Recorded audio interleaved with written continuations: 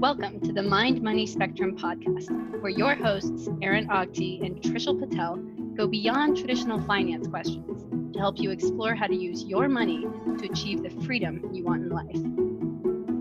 In this episode, Aaron and Trishul look years into the future with their predictions of how different technologies will impact the economy and society. How do Airbnb, VRBO, Uber, and Lyft provide a win-win for everyone? Are the networking externalities they provide similar to Facebook and Amazon? And what about blockchain and cryptocurrencies? And what about all the disruptions these changes will cause? How will society progress if truck drivers, travel agents, and oncologists have their jobs taken over by machines? Listen to the end, where they share their vision of how free education and energy will allow human beings to pursue their happiness without worrying about money. And now, on to our conversation. Hi, my name is Aaron Agti. I'm a financial advisor in the Bay Area, and I'm here with Trishul Patel, a wealth manager on the East Coast. Hi, Aaron. Great to be here today, and thank you, everyone, for listening. Great to be here as well. Looking forward to our conversation today. Last week, we talked about real estate, and towards the end of the conversation, we had talked about how real estate, when it comes to estate planning, ends up leaving larger estates because people don't really access the equity of real estate, especially investment properties, the same way they do with liquid portfolios like stocks and bonds. And the idea is that you can sell some shares of your stocks and start to dipping into the principal. You can't really sell portions of your home. We're playing around with the idea of like selling your garage or selling just your bathroom and just the absurdity of it. But one of the things that we talked about afterwards was that there actually is a way to access the equity in your home without selling the entire property. The more common ones are things like borrowing. So using a home equity line of credit or a reverse mortgage to help support lifestyle. And so now you're adding debt on the property. So your equity is going down slowly over time. And if you pass away, your heirs now have the decision of they either have to pay off the debt themselves or sell the property to pay off the debt, and they take the equity. But another thing that came up was, in terms of another way to access the equity in small parts, is to rent out the property on Airbnb or VRBO for a temporary duration. And this was an interesting conversation, an interesting idea that there are ways to access the equity in a home or rental property or even a vacation home. Instead of it sitting unused for 48 weeks out of the year, there are now ways for people to use that to generate income. And it was actually very similar to something like the mission statement of Uber or Lyft, where they see all these cars sitting unused in driveways and garages. Then they're trying to, at a societal level, kind of maximize and optimize the cars that are being used. So instead of just sitting empty, figuring out how they can be used more efficiently and how we have less just unused cars, or in case of Airbnb, unused homes. And today we want to go a little deeper on this and think about what we think about when we're looking at the future economy, or what different technologies and trends we see over the next decade or generation. And a lot of this is going to be guessing, but it helps give you an idea of the way Trish and I think, the things that we read and look at, and the research that we look at, and how you can start to think about the future and how it might apply to your lives. So Tricia, my first question for you, when it comes to kind of Airbnb, VRBO, Uber, Lyft, or other future economy technologies, what is the first thing that comes to mind in terms of what they're trying to accomplish and what this might look like moving forward? As a first order approximation, these technologies are great. They're disruptive because there's been a status quo, and these technologies breathe new light into an old system. and provide more flexibility and more room for growth and more economic prosperity. If you look at Airbnb, the previous notion was you get a hotel room and you book it for a few days, and it's a pretty standard cookie cutter experience. But now with Airbnb, you can delve into a new area or a new city or a new vacation destination from a different perspective than your standard cookie cutter hotel. You get to live and feel like a resident for a little bit, and something you might not quite get from a standard touristy type experience. And from an individual who has a property that they can put up, it's just extra income. So it seems like a win-win. There's If a place exists and it's not being used, it doesn't provide much economic benefit, but if other people can use it, then all the better. Kind of a notion of low-hanging fruit or free money. And that can, I think, only be beneficial. It can also cause the industry to evolve a bit and be a little bit more agile in general, meaning more supply would also cause prices to fall for standard hotels and also cause hotels to be more competitive. They need to kind of stand out from the crowd now that there's a lot more supply in the space. So I think these are all good things. These are all healthy.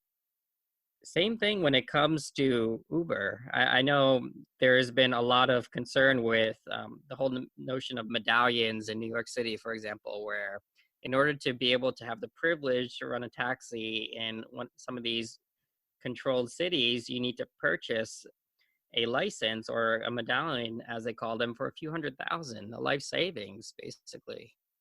And all of this is quite unnecessary if you can provide a alternative solution that doesn't require that type of bureaucracy.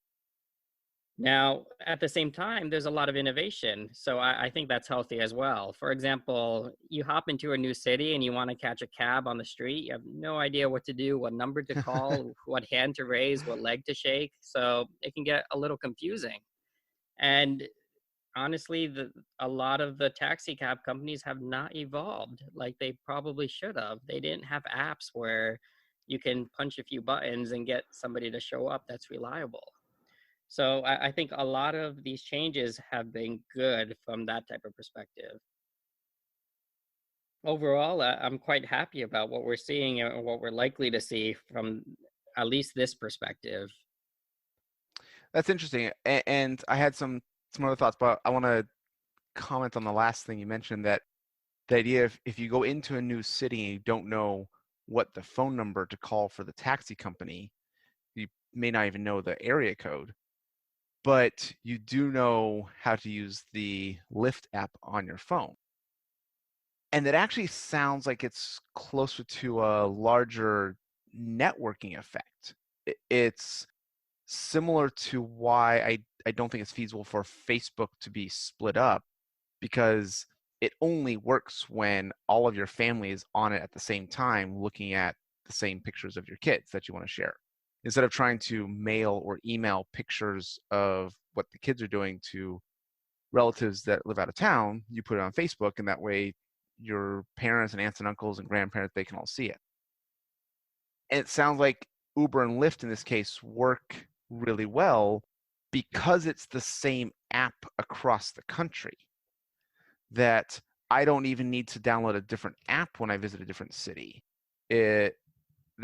There's this compounding networking effect of, as long as it's the same platform for me, and I'm actually really glad that Uber and Lyft are competing, but in terms of kind of anti-monopoly effects, but I know one of those two will work in the vast majority of cities that I visit.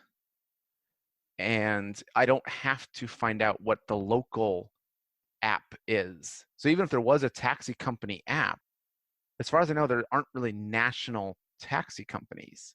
They'd still need to combine to create that networking effect that you get when you have this single app that works across a variety of cities.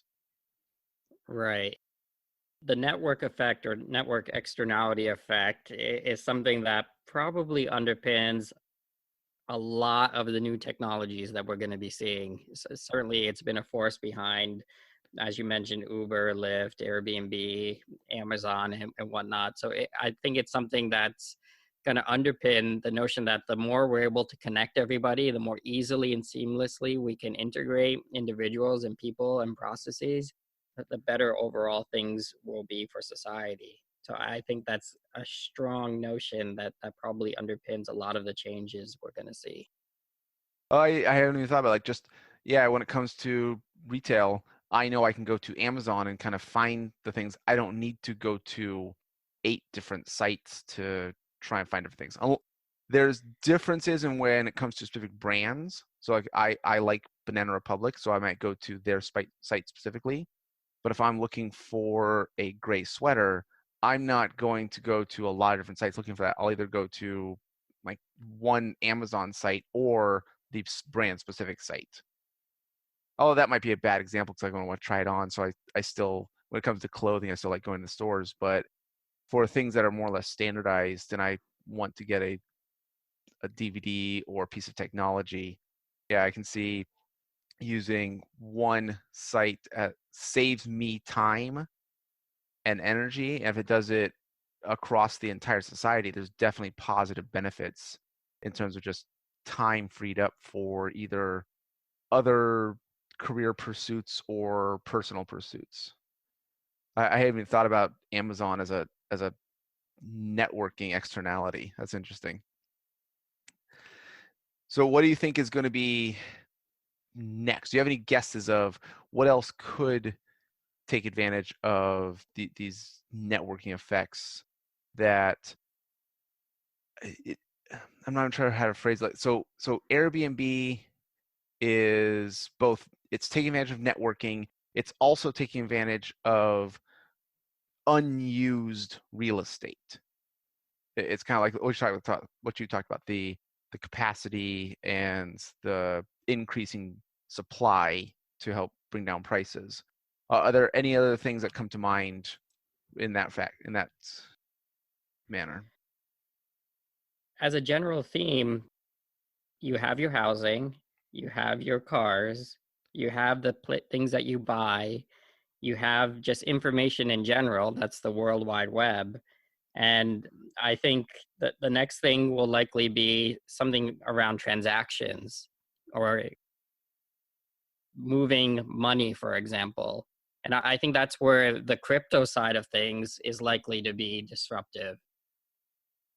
So I think when it comes to transactions, I think crypto is going to be big. Now, what I mean here is there's, of course, Bitcoin and other types of coins like Ethereum, and these are known as cyber currencies. But the underlying technology that pins these currencies is this notion of having a blockchain. And all that really is a transaction that's publicly available and not changeable. And that is something that I think is going to be very useful in terms of just a technology for passing information securely from one party to another, and also for handling online contracts and transactions. So I think whenever you make a contract with another party online, I think this is a great technology to use to make that happen. So I think that's going to be something that ever grows. I don't think it's going away anytime soon.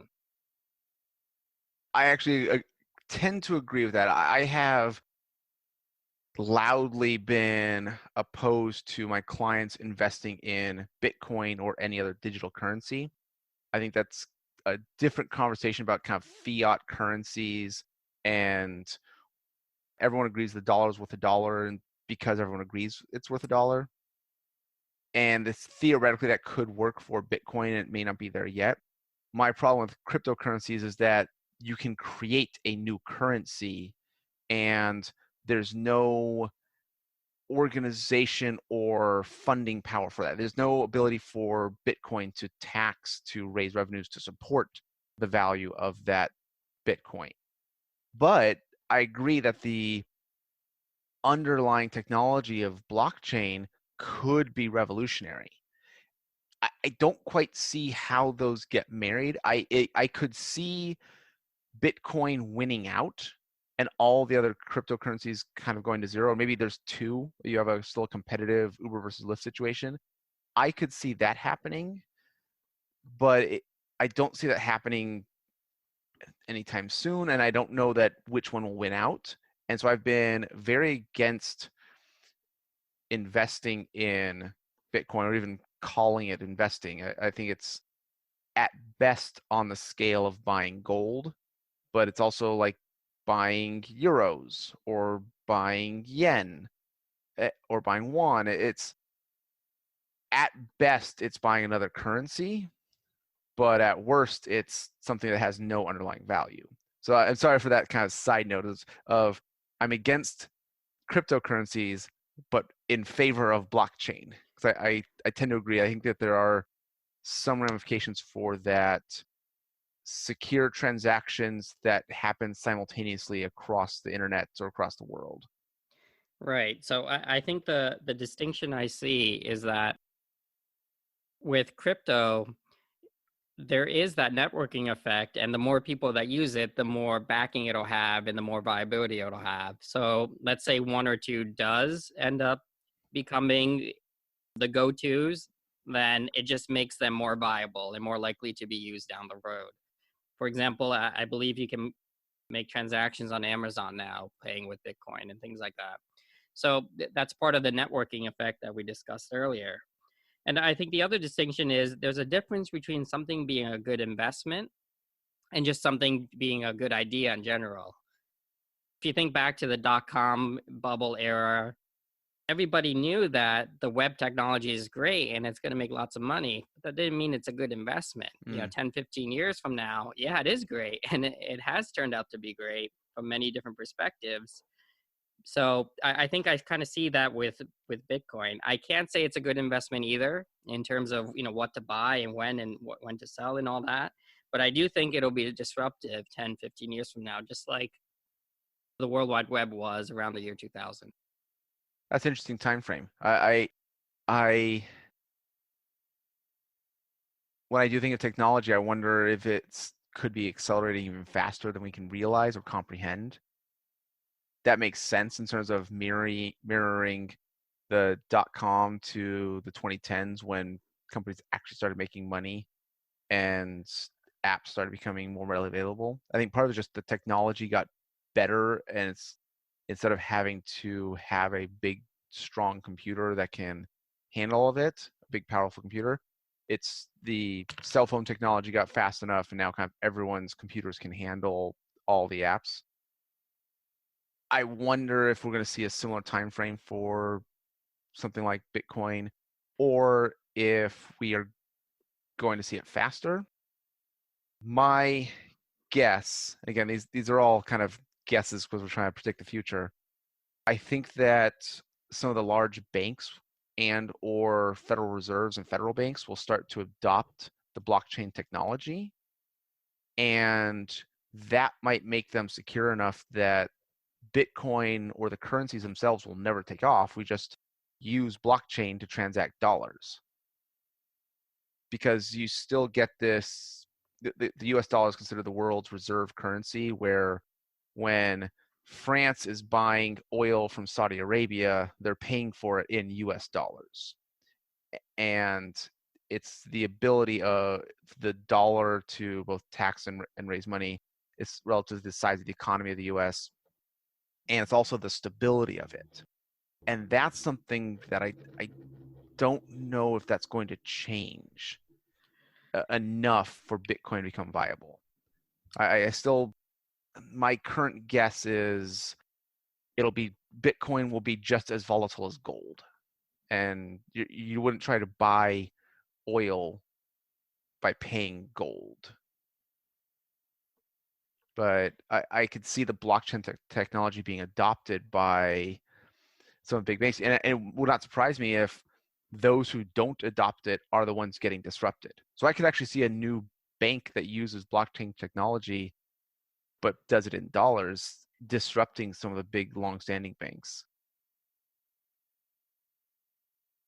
I think I can see all of that. It's one of those things where, you think 10 to 20 years out, and maybe only the things that you can think of right now will likely happen, but it also might be true that the things you haven't even thought about will be the things that really take hold and take off. Thinking back even a bit, I do think it will be disruptive in some way, having the ability to have these secure types of transactions that are immutable. Because right now, if you make a transaction with the bank, it's the bank that decides whether that transaction really happened. Mm-hmm. But with a Bitcoin transaction, it's part of a public ledger. It's something that's out there that can be verified from many different sources. So, from a security standpoint, we all know banks get hacked. We all know information can fall through the cracks here and there. So, having a technology that provides something that's more robust than that, I think will be helpful. Now, it's not to say Bitcoin is bulletproof. There's always some source of error, especially when you put humans into the equation. But I think it's heading in the right direction. I agree with that. I agree with that. So going back to the kind of thinking about Uber and Lyft and trying to use those as specific examples, what are some of the ways that the economy or society will be moving forward? I know we had mentioned the idea of just kind of freeing up these infrastructure, the kind of unused infrastructure. And I was wondering if you could kind of expand on that. Right. So the selling point or the marketing pitch is you have a car, you paid for it, it's in your driveway, but you're not using it 90% of the time. So you have an asset there that could be put to work, but it's doing little work on average or no work on average. And freeing up that asset and putting it to work makes sense. And it's also created a lot of jobs along the way, part-time incomes. But I think the bigger secular change that we're going to see a lot sooner rather than later is the automation of those cars. And from that perspective, yes, we will certainly see a lot of disruption. There's a lot of people who depend on those jobs or have started to depend on those jobs that could go away. This includes Uber and Lyft, but this also includes all these packages that are shipping back and forth. Now, I even recall earlier towards the middle of last year, these Amazon vans driving around. I don't know if you've seen them in your area, the Prime vans. It turns out there's a distributor on the way to my daughter's daycare. So early last year, they just bought up a warehouse, and I saw these cars parked in the lot. They had a dozen to start and then 2 dozen, driving to school, dropping my daughter off today. There were about 200 Amazon vans. Now, I believe that those have created a good amount of jobs. Currently, they're not automated, but I believe they will be very soon before we even know it. And what that really means is a lot of displacement, but of course, the economic benefit to those relying on those services and those who own those services will be good. Lots of little things here. One, I'm going to try and kind of keep my thoughts organized. I do think it's interesting comparing the provider of the service and the user of the service. So when you talked about Airbnb, it was from the consumer perspective comparing it to a hotel. My first thought was from the provider of, I have this vacation home that I only use 4 weeks out of the year at most. I now have a way to gain some economic benefit from that unused asset. And on the flips, on the Uber and Lyft, it was actually the flip, where you said it was the owner of the car using that asset and using their time to generate a little more income. And my first thought was from the consumer side of having that access to a car when you visit different cities. And I can even see it making more and more sense for people who live in cities to simply never own a car, and saving all the money that they would have spent on the car and gas and maintenance, and comparing that to only getting around via Uber or Lyft. And that was interesting. Like, that's part of what you had mentioned earlier of it's a win-win where it's both maximizing the asset and benefit for the owner or provider, and life is better for the consumer side. Life is better where they are either their time is being better, they have better experiences when they're not in only able to use a hotel. They can experience cities a little differently. They can access cars without having to buy their own car. That was an interesting thought. The next one was looking at this disruption in terms of jobs and economy. And I think about both Amazon and ATMs, that when ATMs came out, there was a lot of worry that it would put a lot of bank tellers out of jobs. And with Amazon, when they started using more robots and machines in their warehouses, it was concerned that it would put Amazon employees out of jobs. But in both cases, those industries have actually increased the number of employees as those companies' industries have grown.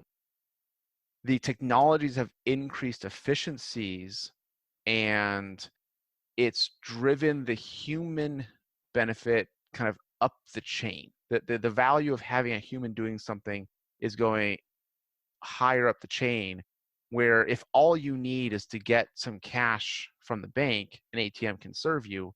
But if you have a more complex problem, then you go inside and see a teller. And so you actually need a higher educated teller. Doesn't necessarily be in terms of kind of formal education, but they have to have a larger knowledge base than they used to before the invention of the ATM. And when I see Uber and Lyft and self-driving cars, yes, they'll probably put drivers out of business, but I'm not necessarily worried per se. I think will force them to become mechanics of cars, or working on the technologies that do that automation, or now they're designing roads and doing other infrastructure to support self-driving cars. And it's almost, I can't even imagine what the result will be, but society and economy has done a pretty good job of showing every time something comes along, yes, that one particular thing is disrupted, but everyone ends up better just even a few years down the road. You move 5, 10, 20 years down the road, or a generation, and everyone's in a better situation. No one laments going back to the old way. There's a reason why calling someone a Luddite is a little bit of an insult. And one of my guesses, this is a little unrelated, but same theme, is we've seen technologies, so kind of the software version of robots, when it comes to medicine and looking at X-rays and MRIs and looking at other imaging, robots and technology have shown that they can do a better job than most humans. And so one generation ago, doctors that went into specialties would see that their incomes go up, that if they had the extra education and experience and expertise, they had higher incomes. But as technologies offset them, my guess is that moving forward, primary care physicians who care about your overall well-being and can show empathy and can help kind of offset things before they start and have these deeper conversations will become more and more valuable in the future. And I think that's my kind of biggest take and biggest theme is I encourage technologies to disrupt the things that are kind of menial tasks that don't require much training or education, because I think that society and humanity will move forward, and those that can show empathy and work directly with other people will continue to see their professions increase and develop and do better. I think those are all good things for society. And I know I gave you lots of different things, but when you think of the role of humans, so I guess my first question is, do you even agree with my premise that like the ATMs and like Amazon employees with more technology, they've actually increased jobs in those industries. Do you think that continues to hold, or is there something different about these technologies moving forward that those may not? I think it's one of those we need to proceed with caution and care. And the reason I say that is because at a high level, what you're saying makes perfect sense to me. And it's something that also we've had some period with experience. You know, the Industrial Revolution started with the notion that we're going to finally introduce industry and actual machines, not automated machines, but actual machines. And that's going to be highly disruptive. But look at the wealth creation that happened after that. Now, of course, it went through a few cycles and a few pain points that were pretty significant, but the large overarching trend has been positive. So from that standpoint, I agree. Now, of course, the consumer will be better off and the owners will be better off, but I think it behooves society to pay a little more attention to the disrupted individuals in the actual thick of it. Because I think what we're starting to understand is it's not so easy to be that fluid, meaning we've seen a lot of disruption lately because of automation. And if you look at the numbers, there's been a lot of concern with, for example, immigration and labor forces pulling jobs away from Americans. But I think the numbers are pretty clear. 90% of those jobs have gone away because of automation, not because of Mm-hmm. other issues. Now, as far as the disruption that's caused, I think what we're finding is it is more disruptive than we would think or like. And the reason I say that is because we've noticed in even the last episode that incomes haven't really gone up. If these people are getting better jobs at higher up the food chain, then you would think their incomes would be rising, but they haven't. Hmm. And also, what seems to be happening is people have chosen to, in fact, leave the workforce rather than upsize into a industry that requires more education. And the reason for that is it's not so easy to leave a manufacturing job after 20 or 30 years and now turn to something else, that requires, for example, computers. I think we as a society need to realize that these will be pain points, and we can do, I think, a little better in easing that, because one thing will certainly happen, and that is, I think automation is here to stay. Technology is definitely going to continue to accelerate, but also that means the speed of change is going to accelerate. And having that with society be continually disruptive such that incomes don't increase and people have continued trouble readjusting really doesn't make sense, when I feel like we can do a better job with that. That's interesting. So maybe the speed of change used to be on the scale of generations, Right. and so when disruptions came, one person wasn't forced out of a job and forced to retrain. They just kind of slowly faded away as their working years were ending anyways, and the new generation just didn't go into that job at all.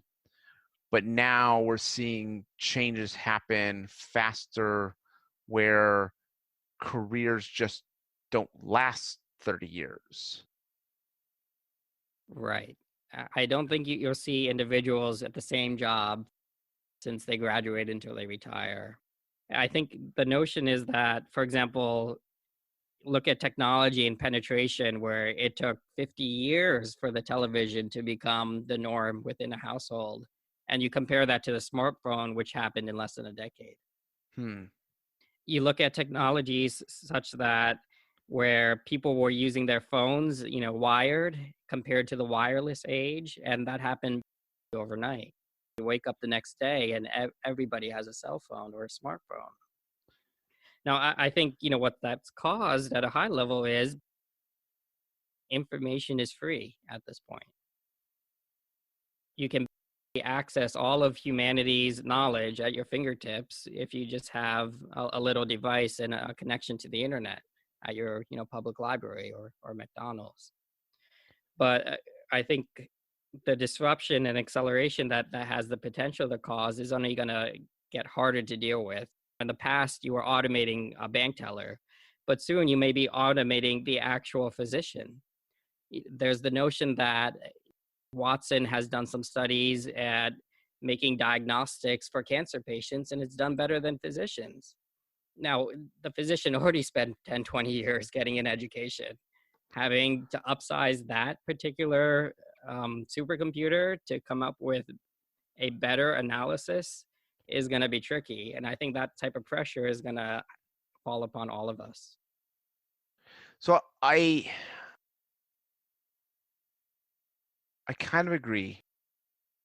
And I think that the changes we're seeing, one, I think that anyone under 30 maybe, I don't think none of them are even expecting to have the same job that their entire lives. And I think that those that are successful, but even at a larger scale, just those who expect to continue to work, they're always moving forward in terms of skills and development. That they're always kind of conscious that I'm not going to be here forever, so I need to make sure that I'm ready to move on to the next thing. Maybe it is at the same company. Some people stay at the same company for a long time, but they have to keep growing. And so I think that expectation of continuous education development and developing skills is becoming more of the default. So maybe that for the next generation. But I am interested, like that idea that doctors will spend a decade on formal education and the costs of that education, and then they're out of a job, and so they can't get a job that the education relies on. One of the things I do think will play out is working with other human beings and being able to display empathy is going to matter a great deal. And so I think that the future of oncology might not be in the diagnosis. It might be in handling treatments, being in the same room with them, sharing the news.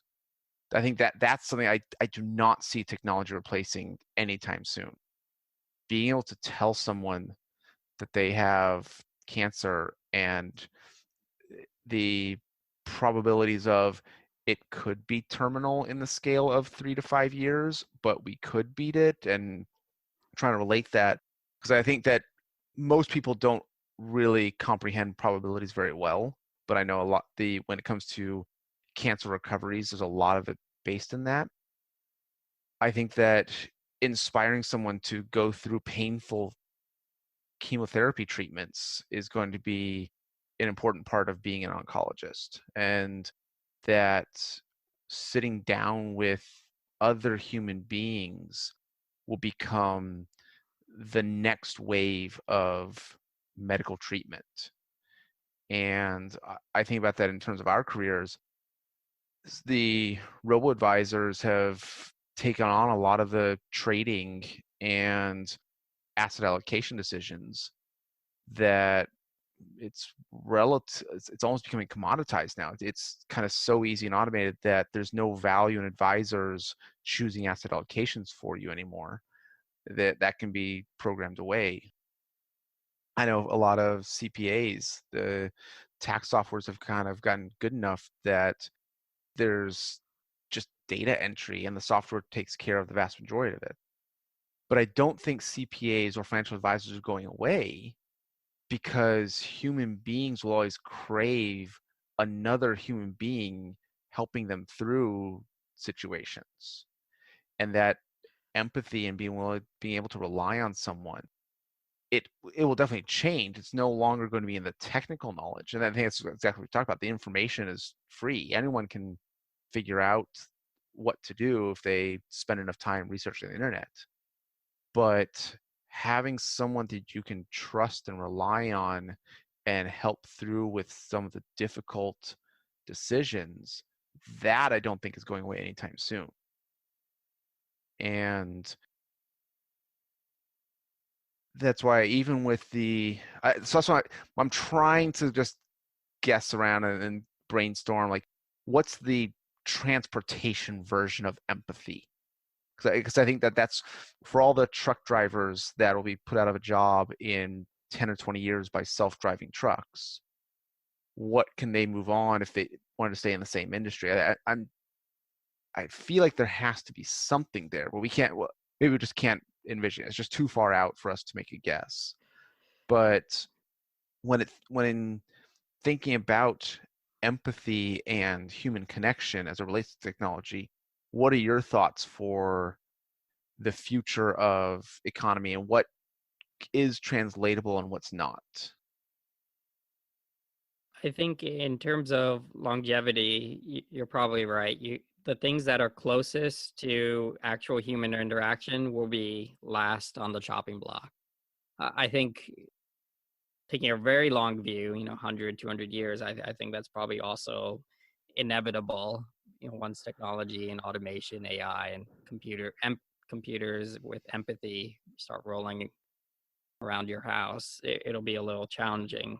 But yeah, I think I agree with that. I think that'll probably be the hardest thing to overcome, especially because when you're dealing with an individual human, you're trying to take a holistic approach that looks at so many different dimensions and tries to distill it to a message that'll resonate with that particular person. I think that's kind of where automation has a large gap to take up. So I certainly agree with that. Can you think of anything related to either real estate or transportation that human empathy can come into play? It's tricky. You have, like we said, all of these trucking jobs, and replacing those with automated trucks. Yeah, there will be mechanics and individuals to service the jobs, but at the end of the day, you need less people to service the cars than you need to actually drive them. So there certainly will be disruption from that standpoint. And there's the notion of that you always hear about in terms of re-education, learning a new skill, maybe even a new industry that might be what's required. I think that's probably going to have to take up the bulk of the weight in these situations, to be honest. One thing that might help you brainstorm, I know it's been a factor, is companies like Orbitz and Expedia that have made it really easy to book flights, similar to the ATMs, similar to the Amazon warehouse workers. It was thought that this would disrupt travel agents. And while it significantly reduced the number of travel agents, those that remain have actually seen their incomes go up. Because now being a travel agent is not booking the flight on a certain day for a certain cost. It's, I'm aware of an experience that you weren't even aware of. Here's this idea of something else you could do on your vacation. It's like what you mentioned of going to a city and experiencing it as a local and not being in the downtown touristy area. It is similar with travel agents. It's that if you can provide that additional value and bring to the consumer new ideas, now that person might be able to spend 2 to 10 times what they're going to spend on just the plane flight. They don't need help just booking the plane flight. They want someone to come with these ideas of, oh, I hadn't even considered going to that country. Oh, how's that going to work? And so the value of travel agents has gotten higher for the few that have remained because they have kind of gone through that re-education and gone up the value chain where it's no longer transactional. It's having that conversation of what kind of vacation would you like, and helping people get through that of what would make you happier? What would you like to experience? Okay, based on that description, here's a country or a town or an experience that you weren't aware of that you can go on. That while you were thinking of going to the Rockies, you would actually enjoy going to Southeast Asia more. And here's why, because I understand your situation, I understand what makes you happy. And so I continue to think that there is this opportunity for that human connection. And I keep trying to think of like, what's going to be the transportation version of it? It's like, will conductors on trains become more interesting? Would you would you Custom tour guides, yeah, with your Uber in your new city. Oh, that's interesting. Okay, there you go. Now we're on track.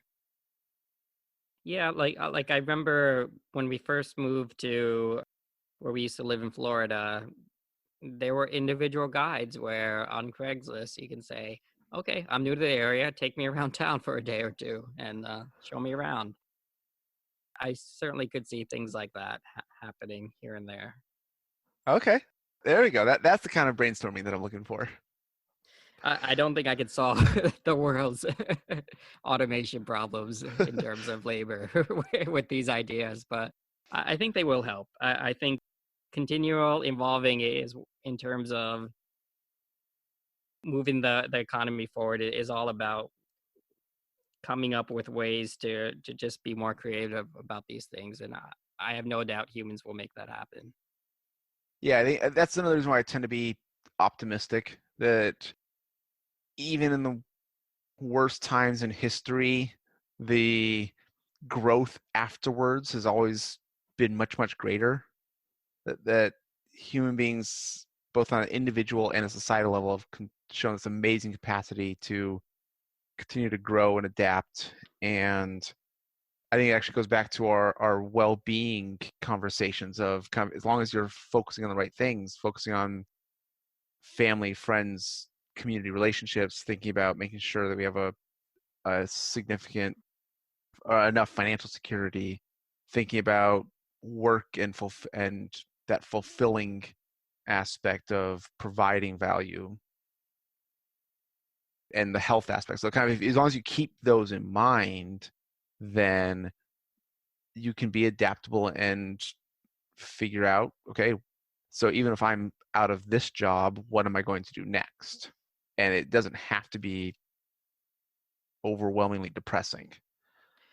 I don't think so. Yeah, I am an optimist as well. I think there are many countries that have shifted the focus towards happiness. We've discussed this with the World Happiness Index, and some of these countries higher up on that particular leaderboard have realized that things are evolving, and to keep up with it and to make sure that a society in general is maximizing happiness, there are things that we can do to cope with these changes. And I think some countries will do better than the other, but overall, I think the general trend will be not only towards greater individual happiness within a country, but greater overall global happiness. I like that. I like the when I think of societal happiness or global happiness, I do wonder if the end result is, I don't want to say end result, but maybe a version of a future possibility is 30-hour work weeks, something like that. Like if that can become a national standard, I don't think it'll be required or mandated, but if that's the national standard, like you could see same incomes but less time spent. I do think society would benefit from that in general. Yeah, I think we've seen a lot of pressure on prices coming down, in fact, for consumer goods. TV is worth a fraction of what it used to be even 20 years ago. I remember I was saving up for my first summer job for one of those plasma things, and it was like $3,000 for a pretty standard 42-inch plasma. And I just saw one for much bigger, like 52-inch for like $200 new. Yeah. I almost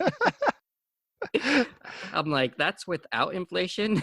And so that's probably a good $150 from when I tried to buy it, 1/20th the price. So 95% price drop.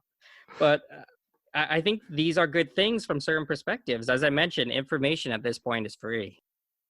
We've come a long way in society. I think similar trends will happen in some of these other areas. I really believe at one point, not only information, but education will be free. I see no reason why we can't communicate this information to other people in a way that doesn't cost a lot. We have all the technology here to do it. We just need to fill in a few missing pieces. That's actually And a good point. I have taken a couple of the massive online classes, the MMOC. I forget what the acronym is, but where you have, I think it was a Stanford computer science professor on servers and databases. It was Yeah. an introductory to SQL. And my wife and I took this before we had kids, but it was very, very doable. It was definitely a high level class. It was a college level class, and it's not worth a credit, but they figured out how to systematize the lectures and tests, and we learned about SQL and databases. And I can see that only getting bigger with things like Khan Academy. Right. MIT has all of their courses online. You can take every single one, and you won't get the paper, but you'll get what they know. You'll Yep. get the experience from the best professors, and I don't see why that can't happen anywhere and everywhere. So I think that's a trend that'll be good. I also happen to believe, I mentioned this to my professor, oh boy, that's like 15 years ago, that I believe very soon, energy will be free as well. I see no reason why, based upon increases in technology, you ever have to pay electric bill again. Just like information, these are technologies that can continue to expand at an accelerated pace, such that the marginal cost of each individual unit can go down to zero. So I think things like this will be certainly freeing and highly productive for society. That's really the point. I like that. And I think that's a little bit of the mission of some of the Elon Musk companies, between the self-driving electric cars and the renewable energies. But that is a good point of there's going to be a variety of prices that go to practically free, or pennies per year kind of thing. And how do humans take advantage of that, I think, will be the big question. If do we seek some kind of standardized, like, basic income theory of everyone makes enough to pay their electric bill and a basic housing, and if you want to do more, you have to go out and increase your education. You just have to put in the time and energy. But maybe if you don't want to do more, you don't have to. I've thought about that a good amount, and I think the pitch with universal basic income is the notion that there's going to be so much disruption that at some point you're going to be disrupted yourself, and you're going to need more than a few weeks to figure out what to do next. And having a cushion in place so that every time this happens might be overall beneficial for society. It may allow individuals to take risks that they otherwise wouldn't. They don't immediately have to go for the lowest paying job, but they can actually get the skills to future proof themselves a little bit more than they would otherwise. So that's the premise. And I think there may be some sense to that, given what may be down the road, especially with the notion that you really don't need so many people to keep all this going once everything gets to a point of a certain level of automation. Once information, energy, education all becomes free, and what's kind of left? Well, I think that also puts pressure on housing. You can live wherever you want if you can transport yourself to any other location for almost nothing. So there's a lot of disruption, a lot of opportunity, but a lot of things that society may have to think about to ease those transitions. I actually wonder if we'll see more artists. I wonder if we'll see people whose joy and happiness is in creating something not for financial benefit. That may be true. Yeah. The notion is during the Renaissance, that was a period where finally, after getting out of the Middle Ages for hundreds of years, society could move away from concentrating on the next meal. Yeah. And that's why you saw that explosion in artists and creativity. So maybe that's what's around the corner for society. Oh man, I got chills. Just that's the kind of note I want to end on right there. Is that super positive, optimistic feeling. That sounds like a good plan. We'll pick up on what kind of art would you create next time. That sounds good. I'll work on my pottery. I would not have predicted that. Did not see that coming. Well, TBD. Okay, well, thank you very much for your time today, Trishul. I really appreciate the conversation. Well, thank you, Aaron. I enjoyed it. And thank you, everybody, for listening. We really appreciate you tuning in. And if you like what you heard, do spread the word. Thanks, everybody. And thanks, Aaron. Thank you. Bye. Bye. We appreciate you joining us today for this episode of the Mind Money Spectrum podcast. Be sure to visit mindmoneyspectrum.com to access the entire library of episodes. Remember, it's not black and white, but the wide spectrum of gray area where you get to pursue the freedoms you want in life. Opinions voiced in this material are for general information only and are not intended to provide specific advice or recommendations for any individual. All performance referenced is historical and is no guarantee of future results. All indices are unmanaged and may not be invested in directly. Have a nice day.